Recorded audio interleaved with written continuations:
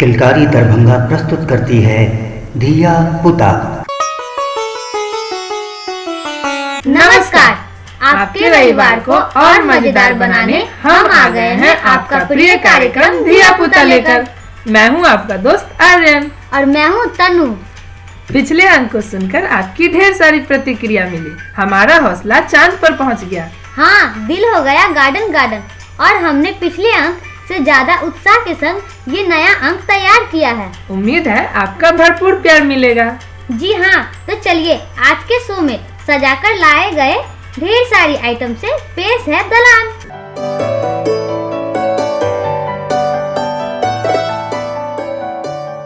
आ गए सब? हाँ। तो दलान की बैठक स्टार्ट करें? हाँ। तो सबसे पहले सुनाएगी अपनी दीदी। नहीं, मैं सुनाऊंगा। ठीक है।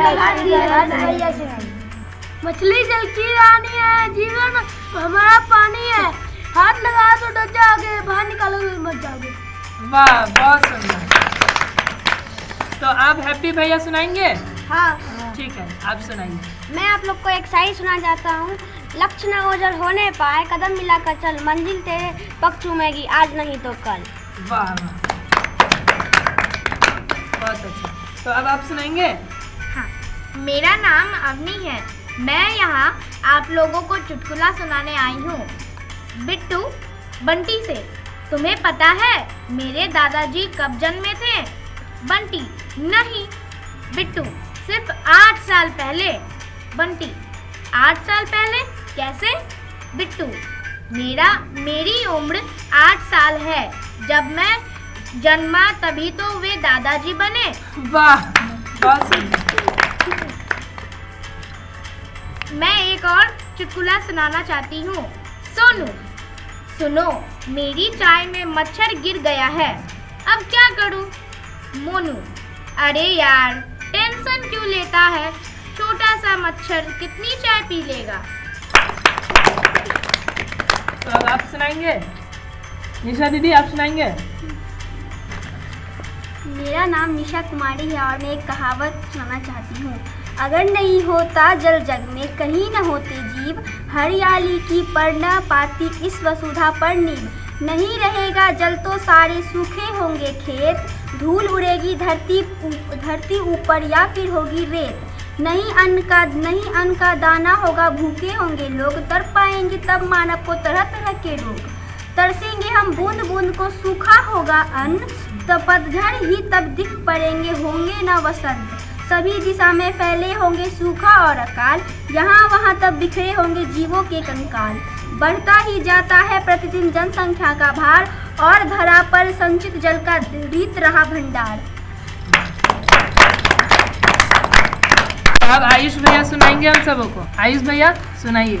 मैं आप सबको एक कहानी सुनाने वाली हूँ। भारत प्यारा देश हमारा, जग में न्यारा है, शांति अहिंसा न्यारा धर्म का यह रखवाला है। हिंदू मुस्लिम सिख पारसी नेपाली ईसाई, यहाँ सभी हिल मिल कर रहते, जैसे भाई भाई, नहीं किसी से डरते, नफरत करते, सबका आदर करते, अत्याचार करे जब कोई नहीं किसी से डरते। बहती यही अमृत जैसी गंगा की धारा है, भारत प्यारा देश हमारा, जग में न्यारा है। अब आप सुनाइए। मेरा नाम प्रिया कुमारी और मैं आप सबको एक कहानी सुनाना चाहती हूँ। एक डाल पे बैठा बंदर भीग रहा पानी के अंदर, थर थर थर थर काँप रहा था, कहाँ छुपू ये झाँक रहा था। चिड़िया बोली, बंदर मामा कहाँ नहीं था तुमने माना, सुन मामा को गुस्सा आया, चिड़िया का घर तोड़ गिराया, चू चू चू चू चिड़िया रोई, बैठ डाल पर वो भी गई। दीदी अब आप सुनाइए। मेरा नाम रिया कुमारी है। मैं आप सबको एक कहानी सुनाऊँ। उजली उजली बरती घर के बाहर निकली है यह जल की धारा, दुर्गम पथ से आगे बढ़ते हुए पूजा जग सारा। मुकुट देश का रजत हिमालय, गंगा हृदय देश का, गंगा की पहचान देश का, गंगा की आधार देश का। भारत के कोने कोने में गाते हैं सभी के गान, सभी पावनी देव नदी लिखते विरापति विद्वान कुर्द हो रही। गंगा मैया हम लोगों के पाप से आधार अनुरोध हो रही, प्रदूषण के सांप से इनकी कंचन छवि बनाती, अपनी श्रद्धा की पहचान से निर्मल रहे गंगा की सूरत रखना होगा इसका। वाह, तो मजा आया सबको? हाँ। ठीक है, धन्यवाद।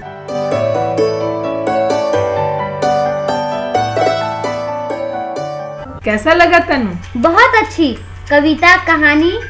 कहानी? अरे अभी तो तुमने छोटी छोटी कहानी सुनी है, तो चलो चलते हैं बड़ी कहानी की ओर। सुनते हैं एक लोक कथा।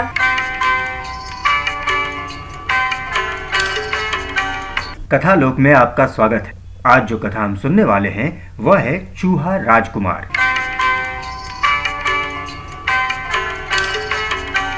हिमालय की तराई में एक छोटा सा राज्य था। वहां का राजा बूढ़ा था और समझदार भी। राजा के 5 बेटे थे। उनकी शादी 5 सुंदर राजकुमारियों से हुई थी। एक दिन राजा के बगीचे से सेबों से भरी टोकरी आई। लाल और चमचमाते सेब 5 रानियों ने छक कर खाए। उसके कुछ दिनों के बाद ही 5 ने बच्चों को जन्म दिया। मगर एक बहुत अजीब बात हुई। उसमें से 4 ने तंदुरुस्त बच्चे को जन्म दिया और 5वीं ने एक चूहे को। लोग इस बात से हैरान और घबराए हुए थे। ऐसी बात पहले कभी नहीं हुई कि एक औरत चूहे को जन्म दे। जब किसी को कुछ कारण समझ न आया तो लोगों ने सेब को जिम्मेदार ठहराया। कहा कि चूहे का कटा सेब खाया होगा, इसलिए ऐसा हुआ। जैसे जैसे समय बीतता गया, चारों बच्चे सुंदर और जवान होते गए। चूहा भी बड़ा हो रहा था। हालांकि वो रहा चूहा ही।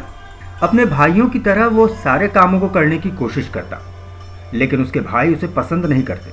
आखिर कौन चाहता है कि उनका भाई चूहा हो। एक दिन राजा ने सभी बच्चों को बुलाया और कहा, बच्चों, देश के भावी राजा होने के नाते तुम्हारे लिए सब कुछ जानना और सीखना जरूरी है। यहाँ से 5 मील दूर एक ऊंची पहाड़ी की तराई में बंजर जमीन का टुकड़ा है। मैं चाहता हूँ कि तुम उस पर एक सुंदर बगीचा तैयार कर दो। जैसी आपकी आज्ञा दादाजी, राजकुमारों ने विनम्रता से कहा।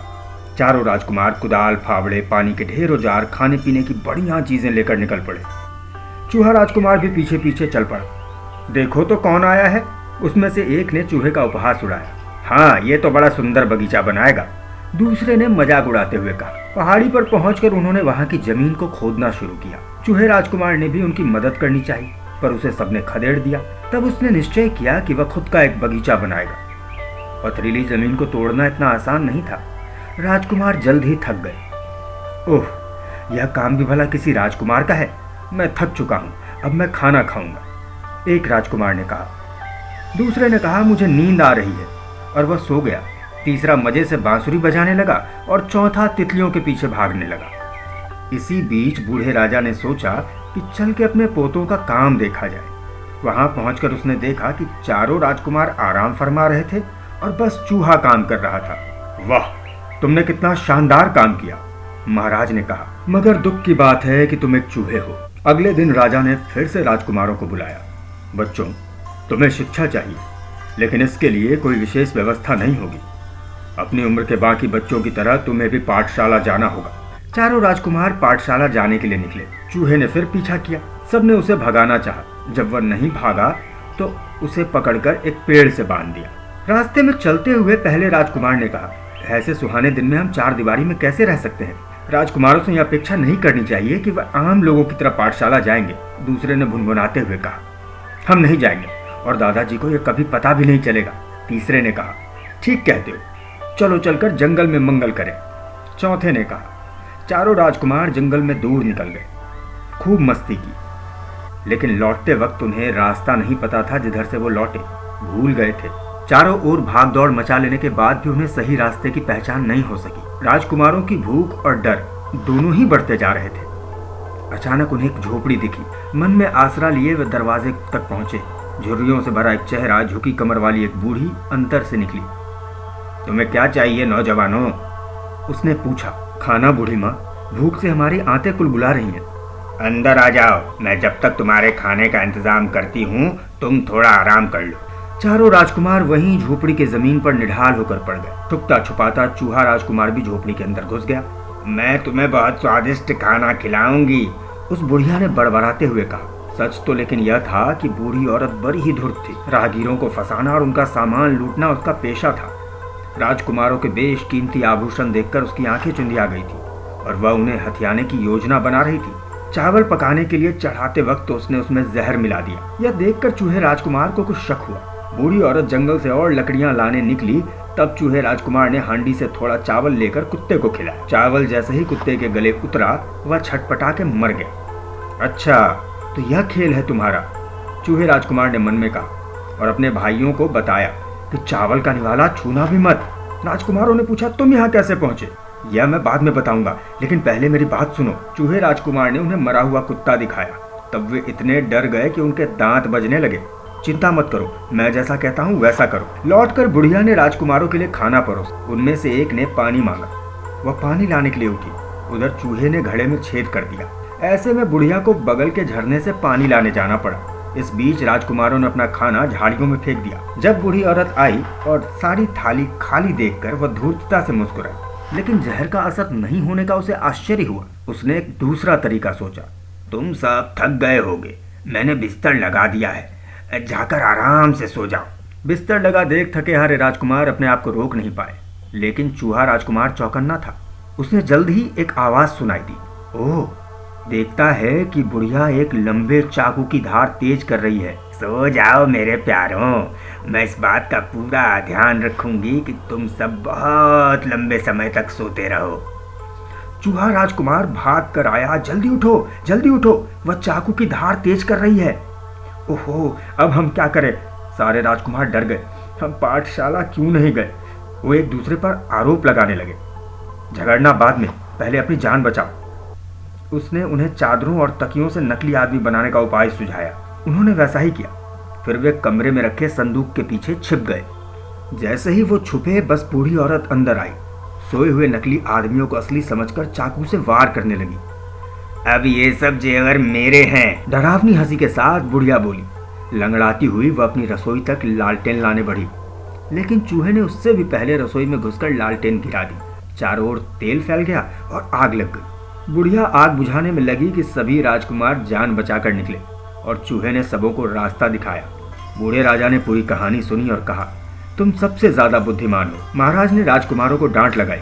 जब वे बड़े हुए तब उन्होंने मिलकर शासन किया। अब वे जानते हैं कि भले ही वह चूहा है, पर उनमें सबसे ज्यादा बुद्धिमान वही है।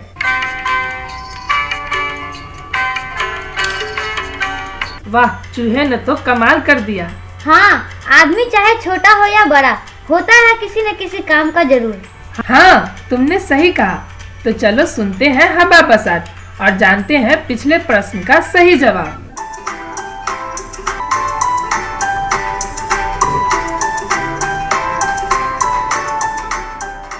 नमस्कार, हवा बसात में आपका स्वागत है। मैं हूँ आपकी दोस्त संध्या। पिछले अंक में जो पहली आपसे पूछे थे वह कुल ऋतुएं कितनी है? और सही जवाब है साल 4 ऋतुओं में बटा होता है। ये है बसंत, ग्रीष्म, शरद और शिशिर। सही जवाब सबसे पहले हमें भेजा है राहुल कर्ण, सदा पब्लिक, लक्ष्मी सागर। काजल कुमारी मिर्ची इंटरनेशनल स्कूल पटना, मधुरिमा कुमारी बिरौली, टिंकल कुमारी पटना सेंट्रल स्कूल, राजीव कुमार राजकीय मध्य विद्यालय बेता। हमें और भी सही जवाब मिले हैं। सभी सही जवाब देने वाले प्रतिभागी अपना नाम हमारे वेबसाइट www.खिलकारीदरभंगा.org पर देख सकते हैं। और अब आज का प्रश्न, लोक कथा में रानियों ने कौन सी फल खाई? प्रश्न एक बार फिर, इस लोक कथा में रानियों ने कौन सी फल खाई? आपका जवाब हमें मंगलवार तक प्राप्त हो जाना चाहिए। अपना जवाब आप हमारे नंबर 8092220498 पर व्हाट्सएप या मैसेज कर सकते हैं। हमें रहेगा आपके जवाब का इंतजार। तो अब मैं चलती हूँ, टाटा।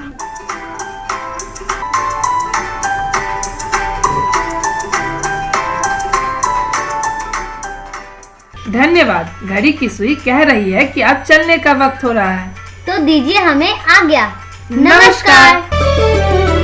प्रस्तुति किलकारी दरभंगा, प्रसारण आकाशवाणी दरभंगा। किलकारी के हम आबै छै, हमरा कलाकारी गायन वादन नृत्य करै छी, अभिनय के रस से हो चुकै छी।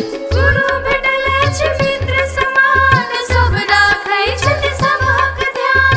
खेल कूद हम खूब करै छी, लेखन पाठन नहीं बिसरै छी। किलकारी में हुनर सिखै छी, जीवन में सब रंग भरै